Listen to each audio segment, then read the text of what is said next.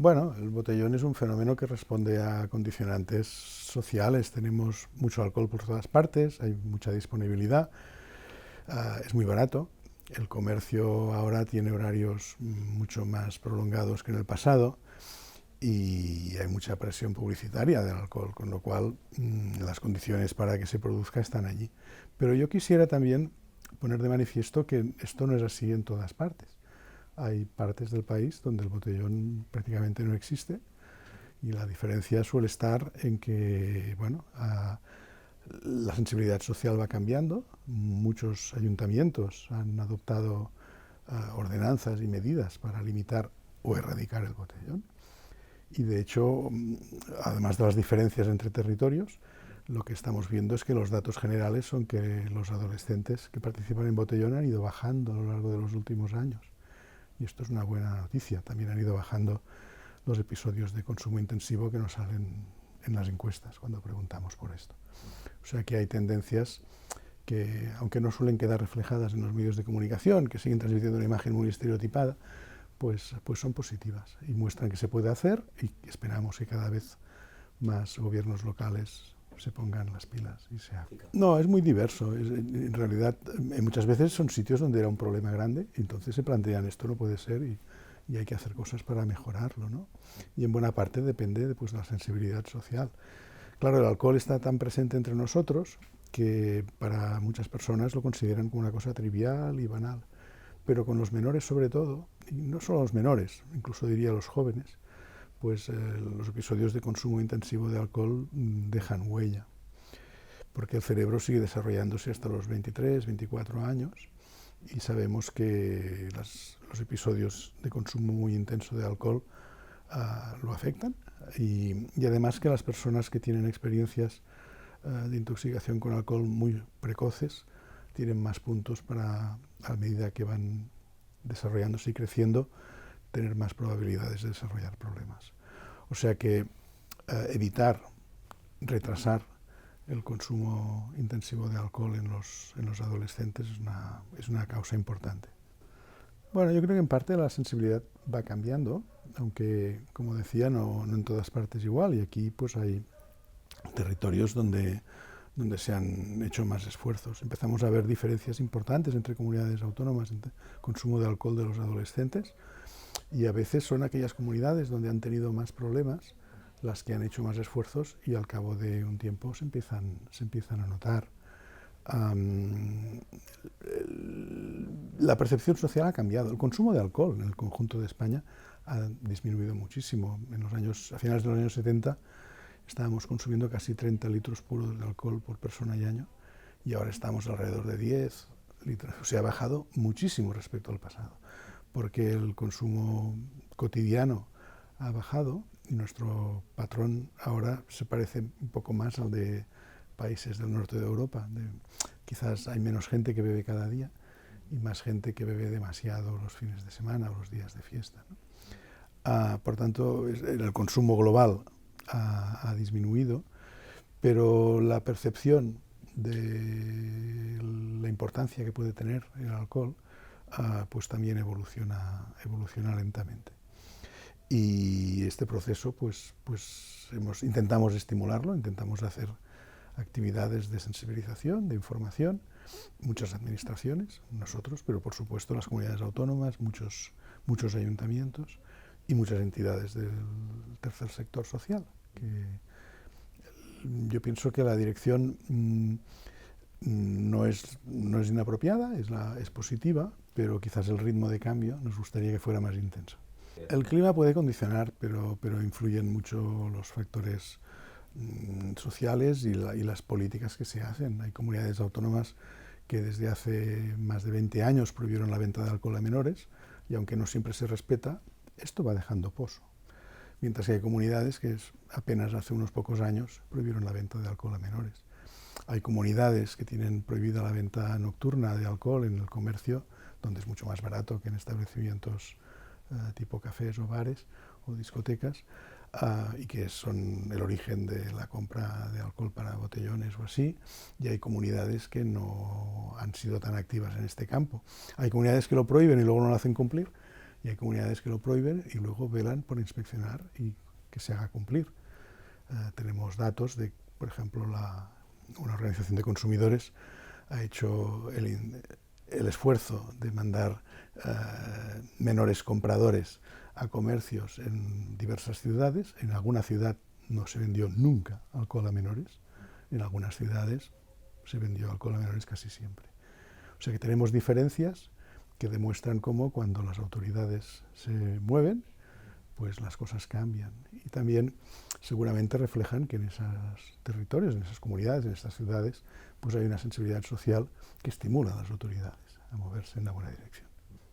Bueno, la familia es un espacio importantísimo de socialización y de educación y por tanto la familia juega un papel muy importante y lo juega por el efecto modelo, pero también por el efecto límites y normas.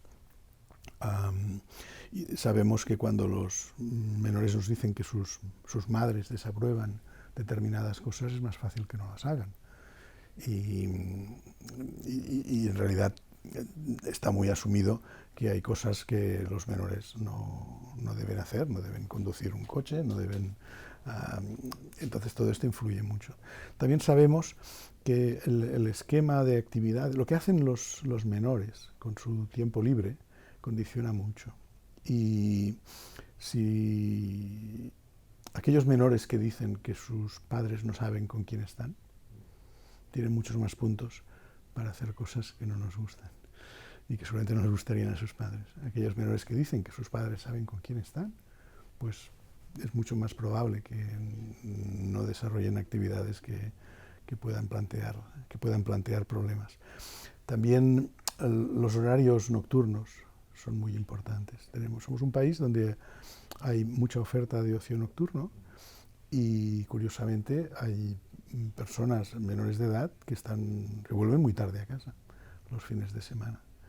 Y aquí lo tenemos muy documentado. Cuanto más frecuencia de salidas nocturnas y cuanto más tarde el regreso a casa, más probabilidad de consumo de alcohol y de otras sustancias. Esto muestra un gradiente implacable. Nuestras Cortes acordaron en su día pues, que había una serie de iniciativas que deberían ponerse en marcha y luego las cosas han hecho que algunas de ellas todavía no hayan llegado a puerto, pero yo creo que hay un cierto consenso en la necesidad de proteger a los menores del alcohol y también diría que cuando se ha preguntado, y nosotros lo preguntamos en nuestras encuestas, a la población hay un cierto consenso en la necesidad de regular determinados aspectos para proteger a los menores del consumo precoz de alcohol, ¿no? Y el Centro de Investigaciones Sociológicas hace un par de años incluyó una pregunta sobre este aspecto y mostró que la demanda social de una mayor regulación es importante. De todas maneras, los cambios no vienen solo de lo que está prohibido o no prohibido, también vienen mucho de la percepción de la gente y esto está en nuestras manos cada día irlo construyendo y modificando. Evidentemente hay diferencias ideológicas, pero hay algunos aspectos en los que hay un cierto grado de consenso. Y esto lo vemos porque cuando hablaba de normativas autonómicas de protección contra los efectos adversos del alcohol, y sobre todo en los menores, pues se han adoptado por gobiernos de diferentes colores políticos en España y en toda Europa en general. Quiero decir que es un aspecto que cuando se plantea de forma apropiada pues suele generar un grado de aceptación muy alto. Bueno, vivimos tiempos muy turbulentos y hay mucha confrontación, pero yo quizás por carácter tiendo a pensar que nos iremos moviendo en la buena dirección. Estamos mejor que en el pasado y espero que en el futuro estemos mejor que ahora. Bueno, retos por hacer, esto no nos lo acabamos nunca, pero yo llegué a la delegación saliendo de la primera fase de la pandemia, un momento muy peculiar, y a lo largo de este tiempo pues hemos estado trabajando muy duro por avanzar en una serie de cosas. Yo creo que lo más importante es el trabajo en red que hacemos con las comunidades autónomas sobre todo, pero también con las grandes ciudades, que suelen tener planes municipales sobre drogas y adicciones, y con las entidades del tercer sector social, es muy importante, y con los otros gobiernos europeos y las entidades europeas también.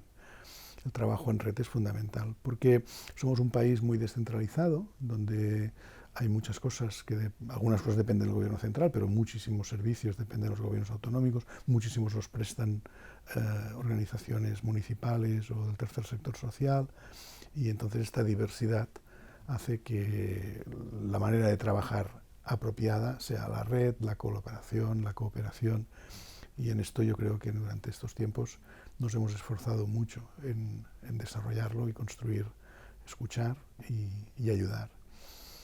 Hay algunas cosas que creo que hemos podido afrontar mejor. En este campo de las drogas y las adicciones siempre salen problemas nuevos y lo importante es detectarlos precozmente y ver de trabajarlos. Entonces, algunas sustancias estimulantes que eran muy poco frecuentes en España antes podrían estar subiendo y nos preocupan porque algunas tienen mucha capacidad de hacer daño. Estoy pensando en el crack, que es una variedad de la cocaína, estoy pensando en la metanfetamina, que es una anfetamina con mucha capacidad destructiva, y en este terreno pues nos hemos esforzado en desarrollar materiales informativos, nos hemos esforzado en ponerlos en circulación, en trabajar con entidades del tercer sector social para que jueguen un papel de alerta en su ámbito, en trabajar con expertos clínicos sobre cómo enfocar el tratamiento de estas sustancias nuevas, donde los terapeutas no estaban acostumbrados, en trabajar con la policía y las fuerzas de seguridad autonómicas y también Guardia Civil y Policía, en entender estas sustancias y las rutas de suministro y los problemas que causan. O sea que yo creo que la esencia es esto, trabajo en red, una buena sistema de vigilancia, detección de los problemas emergentes y capacidad de arremangarse y ponerse a trabajar en los temas nuevos que van surgiendo antes de que sean más graves. Bueno, yo creo que la preocupación por la salud mental es una preocupación creciente y universal. Tampoco es que tengamos datos con series largas, porque la preocupación lleva a que ahora miramos cosas que en el pasado no mirábamos y nos cuesta un poquito comparar. El impacto de las sustancias en la salud mental, pues evidentemente tienen un efecto, pero yo mirando las tendencias en la población adolescente diría que las tendencias son a menos consumo de las sustancias más consumidas, o sea, nuestros adolescentes fuman menos que antes, usan mucho menos marihuana, cannabis, hashish que antes, beben menos que antes de forma abusiva, o sea, no deberían beber, pero bueno, van menos a botellones, explican que se han intoxicado menos veces, y en este sentido no vamos mal. Y esto no nos pasa solo a nosotros, en realidad es una tendencia que se da en muchos países desarrollados donde antes los consumos eran mayores y las causas exactas de por qué pasa no las tenemos suficientemente claras.